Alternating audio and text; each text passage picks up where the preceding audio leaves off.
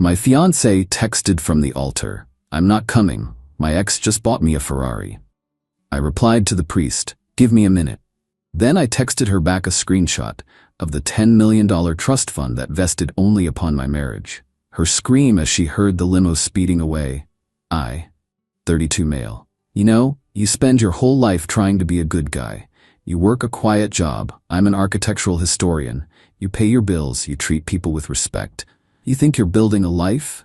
You even find someone you think wants to build it with you. And then you're standing at an altar, in a suit that costs more than your car, looking at 150 guests. The music had stopped. The organist was just kind of shuffling sheet music. My best man Ronan was shifting his weight. Everyone was looking at the big oak doors at the back of the church. Clara, 29, was 20 minutes late. Maybe the limo got a flat? Her mother, Maureen, whispered, bustling up to me, her face a mask of fake concern. She's always been so scatterbrained. I just nodded. My stomach felt like it was full of wet cement. Then my phone buzzed in my pocket. A text. I know. Who texted the groom at the altar? The officiant, Father Thomas, gave me a sympathetic look. Son, should we? I pulled out my phone. The buzz was from Clara. Clara, I'm not coming. I'm so sorry, but I can't. Julian is here. He bought me a Ferrari, a red one. I just can't throw away true love. Sorry, not sorry, X. I read it 3 times. A Ferrari. She was dumping me at the altar via text for her crypto bro ex in a car. The room was silent. Everyone staring. I could feel the heat of 150 pairs of eyes. Leo? Father Thomas said, stepping closer. Is everything all right? I held up a hand. My voice came out, but it didn't sound like mine. It was way too calm. Give me a minute, Father. I looked down at the text. Sorry, not sorry. A weird, cold calm washed over me. The wet cement in my stomach hardened into a block of ice. I wasn't even sad. I was just done. See, I never told Clara the whole truth about my family's money. She knew I had a comfortable background. She knew my grandfather was an eccentric old goat who left a complicated will. She thought I was just a boring, slightly well-off historian who was responsible. She had no idea about the clause. My grandfather, a manipulative genius even from the grave, set up a $10 million trust fund for me. But it had one insane medieval stipulation. I had to be legally married by my 33rd birthday. My 33rd birthday is in 4 weeks. I had never told her this. I wanted someone to marry me, the boring historian, not the $10 million jackpot. I thought Clara, despite her love of, well, things, was that person.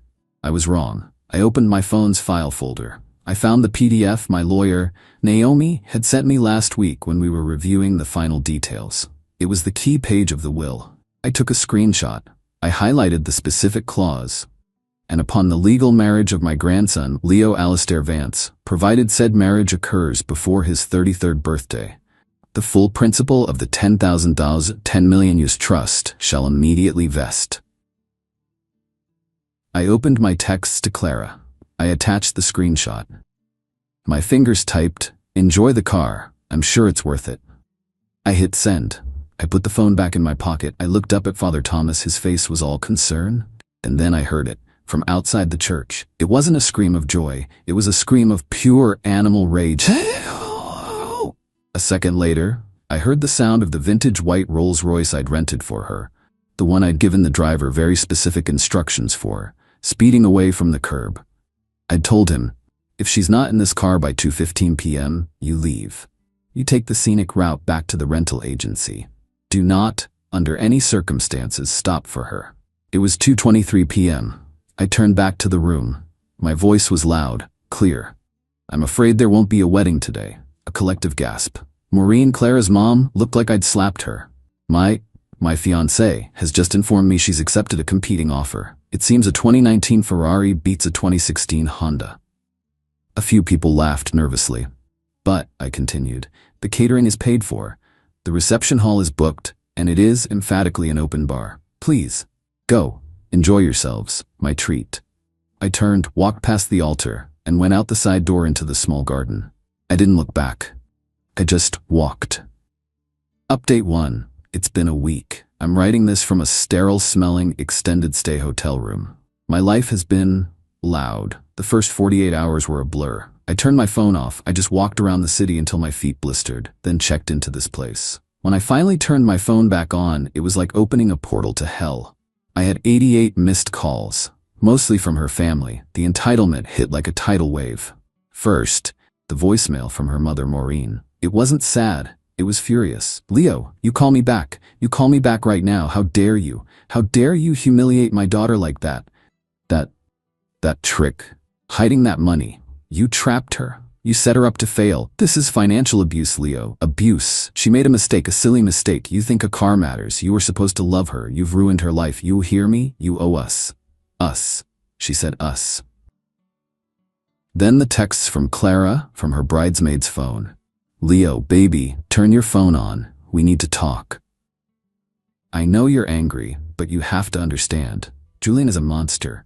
He manipulated me. He showed up and I was so stressed from the wedding, I didn't know what I was doing. That car isn't even new. It's a 2019 and the registration is sketchy. He's gone. He just dropped me at my mom's and left. Please, baby, I love you. It was always you. We can still fix this. We can go to the courthouse. Right now, we can still make the deadline.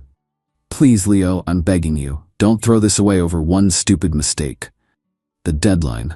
My 33rd birthday. She's right, the clock is ticking. But her one stupid mistake wasn't the text. It was what I found out next. I got an alert from my credit card company, the one she was an authorized user on. I'd frozen the card right after I left the church, but the alert was for a declined charge. Date, the morning of the wedding. Amount, $20,000. Merchant, exotic auto leasing and sales. I called the card company. The agent confirmed it. "Yes, sir, it was declined. Was this a fraudulent charge?" "No," I said, my voice hoarse. "It was just an unauthorized one. Thank you for declining it." She wasn't just accepting a car. She was trying to use my money to help Julian buy the car, probably as a down payment. The text from the altar wasn't an impulse. It was the confirmation that her new plan had failed and she was moving to Plan B, the Ferrari. When Plan B, the Ferrari, also turned out to be a bust, she's trying to crawl back to Plan A, me. My blood went cold. This wasn't a mistake. This was a transaction. I called my lawyer, Naomi. "Naomi," I said, "she's not getting a cent, but she's still in my apartment." "Okay, Leo," Naomi said, her voice all business. "First, good job on freezing the cards. Send me that declined charge info. It proves intent. Second, the apartment. Your name is the only one on the lease, correct?" "Correct." "Then she's a tenant at will. You need to formally evict her. But you can't just change the locks, you need to get your things. I suggest a police escort, just to keep the peace." So that's what I did. 2 officers, a man and a woman who both looked profoundly tired, met me at my apartment building. I knocked. Clara opened it, her face puffy from crying. When she saw me, her face lit up like I was the hero arriving. "Leo, thank God, I knew you'd come back. I'm so sorry, baby." She moved to hug me. I stepped back. "I'm not here for that, Clara. I'm here for my clothes and my laptop." Her face changed. "What? What are you? Who are they?" She saw the cops. "Oh my God, you're having me arrested?" She burst into tears. "Officers, he's abusing me. He's trying to intimidate me." The female officer sighed. "Ma'am, we're not arresting anyone. Is your name on the lease?" "Well, no, but this is our home. We built a life here." "Ma'am, he's the leaseholder. He's allowed to retrieve his property, and he's allowed to ask you to leave." Clara's head snapped toward me. The tears stopped. Pure venom. You bastard, you're kicking me out? After you humiliated me? Where am I supposed to go?" "You went to Julian's pretty quick," I said, pushing past her into the bedroom. I grabbed my suitcase. "He's gone, you idiot. He left me. He said I was too much drama." I just kept packing. My toothbrush, my laptop charger. "You're really doing this?" she whispered, following me. "You're going to throw away $10 million just to spite me? Because that's what's going to happen. You have 3 weeks left, Leo." 3? You think anyone else is going to marry your boring ass in 3 weeks? You need me. You'll get nothing. You'll be just as poor as me. I stopped at the door. I looked her dead in the eye. "I'd rather have nothing, Clara, than have one more conversation with you." I turned to the cops. "I'm done here. She'll be served with a formal 30-day notice to vacate by my lawyer." 30 days? She shrieked. "You can't." I walked out. The cop stayed for another minute, explaining the civil process to her. I didn't care. I just wanted to be clean. Update 2. It's been 2 weeks. I have 15 days left until my 33rd birthday, and the games have escalated. Clara is not going quietly. The entitlement it's breathtaking, really. First, the lawsuit. I got served at my hotel. She's suing me. Get this. Breach of promise to marry. Her lawyer, some guy whose face is on a bus bench, is claiming I abandoned her at the altar. His proof is that I maliciously arranged for the limo to leave her and then publicly shamed her at the reception. Intentional infliction of emotional distress, because I trapped her by fraudulently concealing my $10 million trust fund. The argument is that if she'd known about the money, she never would have been temporarily confused by the Ferrari. She's claiming I engineered her betrayal. The demand: $5,000. Exactly half of the trust fund she didn't get. Naomi just laughed when I sent her the filing. Breach of promise isn't a recognized cause of action in this state, Leo. It's frivolous. We'll file a motion to dismiss and countersue for legal fees. This is a shakedown, nothing more. But the lawsuit isn't the real problem. The apartment is. She's refusing to leave. She's a squatter. Naomi sent the 30-day notice. Clara tore it up. I went by last week, stupid I know, to see if she'd moved.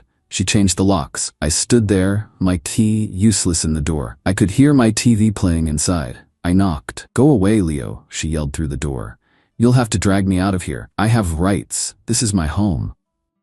"Clara, you're not on the lease. You're making this so much worse for yourself." "You made this worse. You're a vindictive, horrible man. I'm calling the police for harassment." I just left. I called Naomi. She changed the locks. Naomi sighed. "Okay. She's just cost herself a lot of money. We can't just break in. We have to start the formal legal eviction process. It's slow. It's annoying, but it's the only way. I'll file the unlawful detainer first thing tomorrow. So now I'm paying for an eviction lawyer and a hotel room, all while she lives in my apartment. But that's not even the worst part. Yesterday I got a call. A strange number. "Hi, is this Leo Vance?" "Yes." "This is Julian, Clara's, My blood pressure spiked. What do you want?" "Look, man, I gotta be honest. She's blowing up my phone. She's insane. She keeps saying I ruined her $10 million payday and that I owe her. She's threatening to sue me now. I wanted to say, sorry, man. That Ferrari was a 3-day rental. I was just trying to, I didn't think she'd actually leave you at the altar. That's cold." "Yeah, Julian, it was. Thanks for the call." He hung up. Even the crypto bro X thinks she's nuts. But the real kick in the teeth happened this morning. I hired a PI, not for Clara, but for my stuff. While I was packing my clothes, I didn't have time to grab everything. I left behind my books, my kitchen stuff, and my grandfather's maps. This is the part that makes me angry. The money is just money. But my grandfather, the crazy trust fund guy, was a cartographer. When I got my degree, he gave me a set of 4 17th century celestial maps. They're beautiful, and they're the only part of him I actually liked. They were on the living room wall. They weren't there when I did my 30-second sweep. The PI I hired is a gruff ex-cop. Took him 24 hours. She sold him, kid. Sold him to a rare print dealer downtown. Got $18,000 for the set. $18,000. I saw red. I went straight to the shop. It was a high-end place, all quiet and dark wood. I found the maps framed beautifully on the wall. "These are mine," I said to the owner. He was a fussy man in a bow tie. "I beg your pardon?" "I bought those from a young lady this week, a Miss Clara. She stole them. They were a gift to me from my grandfather. They are not hers to sell." I pulled out my phone. I have pictures of me receiving them. I have the insurance rider. The owner's face paled. "This is highly irregular. Here's my card and my lawyer's card, and here is the police report I am filing right now for felony theft." I called the non-emergency line right there. The owner, not wanting his shop involved in a felony, immediately agreed to hold the maps. 5 minutes after I left, my phone rang. "Clara, you sent the cops?" she shrieked. She must have been called by the dealer and the police. "You're pressing charges? For some dusty old paper? I needed money, Leo. You cut me off. You left me with nothing. You forced me to sell those. You owe me that money. I hate you." The call cut out. So that's where I am. I'm suing my ex-fiancée for eviction. I'm pressing charges against her for felony theft. She's suing me for $5 million, and I have 15 days to get married, or lose $10 million. Honestly, I'm starting not to care about the money. I just want those maps back, and I want her out of my life. Final update. It's been a month. The deadline, my 33rd birthday, was 3 days ago. It's over, all of it. I'm writing this from my apartment. It smells like paint and lemon cleaner. It's finally quiet. Here's the rundown. The eviction. We had our day in court. Clara showed up with her bus bench lawyer, looking like a wreck. Julian was, unsurprisingly, nowhere to be seen. She tried to cry. She told the judge I was a vindictive millionaire who was throwing a grieving woman into the street out of spite. She said I was unstable and controlling. Her lawyer tried to argue that her $5 million lawsuit gave her a financial stake in the apartment. The judge, who looked like she'd seen 1,000 Claras, was not impressed. "Ma'am, are you on the lease?" "No, but are you paying rent?" He cut me off. "I can't." "Did you change the locks on the legal leaseholder's dwelling?" He threatened me. The judge looked at Naomi, who just handed him the file. "Eviction granted. Miss Clara's last name, you have 48 hours to vacate the premises. A sheriff will be there to escort you out if you are not gone." Clara just slumped. Her lawyer looked like he already regretted taking the case. The theft. The DA was happy to press charges. Felony theft. Given the evidence, my insurance, the dealer's testimony, her lawyer basically forced her to take a plea. It got rolled into the eviction hearing. She pled no contest. She has to pay $18,000 in restitution to me for the maps, which I got back from the dealer, plus the dealer's holding fees. She has 2 years of probation. She has no job and no money. I'll probably never see a dime of that, but it's the conviction that matters. The $5 million lawsuit. Naomi filed the motion to dismiss. The judge took one look at it and threw the entire case out. Laughed, even. He also granted Naomi's motion for our legal fees. So now Clara owes me about $15,000 in lawyer bills, on top of the $18,000 restitution. It was a clean sweep. Total. I was outside the courtroom just breathing when she came out. Her mother, Maureen, was with her. "Are you happy now?" Clara whispered, her eyes completely dead. "You ruined me. I have nothing. I have a record, all because of you." "All because of you, Clara," I said. "You did this, every single part of this." Maureen puffed up. "You'll get what's coming to you. That deadline passed, didn't it? You lost it all, didn't you? All that money. You got nothing. You're just as broke as we are now. Serves you right, you spiteful, selfish." "Actually," I said, cutting her off, "the trust vested." Clara's head snapped up. "What? No, you didn't. You wouldn't. Who?" I just looked at her. The truth is, I did get married, 2 days before my birthday. After Clara sold my maps, I hit a low. I was sitting in my hotel room, looking at my bank account, just lost. And my best friend Maya kicked the door in, metaphorically. She's been my friend since college. She's a landscape architect, practical, no nonsense. And she's the only one I'd told about the trust years ago. "Leo," she said, sitting across from me. "You're an idiot." "Thanks, Maya." "No, you're an idiot for letting this vampire make you lose your mind. And you're an idiot if you let your psycho grandfather's ghost and that woman both win. What's the alternative? Find a stranger and get married in 10 days? That's insane." "No, I'll marry you." I just stared at her. "What?" "I'll marry you, Leo. We'll go to the courthouse, we'll sign the paper, it's a business transaction. We'll get the most ironclad post-nup Naomi can draft. Your money stays your money. My money stays mine. We'll be platonic partners. We protect your inheritance from your grandpa's spiteful cat sanctuary or whatever, and we protect you from ever being in this position again. It's just a signature. Better to be tied to a friend than to her." And she was right. It was the most logical, strategic, sane thing I'd heard in a month. So we did it. We went to the courthouse, we signed the paper. Naomi was our witness. It was simple. We went out for tacos afterward. Back in the present, outside the courtroom, Clara was staring at me. "Who?" she demanded. "Who did you marry?" "Maya," I said, her face. I'll never forget it. It wasn't sadness. It was the most profound, acidic rage I have ever seen. The rage of someone who just watched her lottery ticket get cashed by someone else. "Her?" she shrieked. That plain, boring. Her? You married her?" "Turns out I have a thing for boring," I said. "Boring is loyal. Boring doesn't steal. Boring doesn't trade a life for a rental car." I just walked away. Maureen was yelling something about annulment and fraud, but it was just noise. So, that's it. I'm back in my apartment. The maps are back on the wall. I'm 33,000 less in the hole from lawyer fees and hotel bills, which Naomi is garnishing from Clara. Good luck with that. But the trust is secure. Life is weird. I'm legally married to my best friend. We're not in love. We're not even living together. She has her own place. We're just partners. We're having dinner tonight to go over the tax implications with an accountant. It's not the fairy tale I thought I was getting. But as I sit here, in my quiet, clean apartment, with my maps on the wall, I've never felt more relieved. I'm not broke. And more importantly, I'm not with Clara. That's worth way more than $10 million.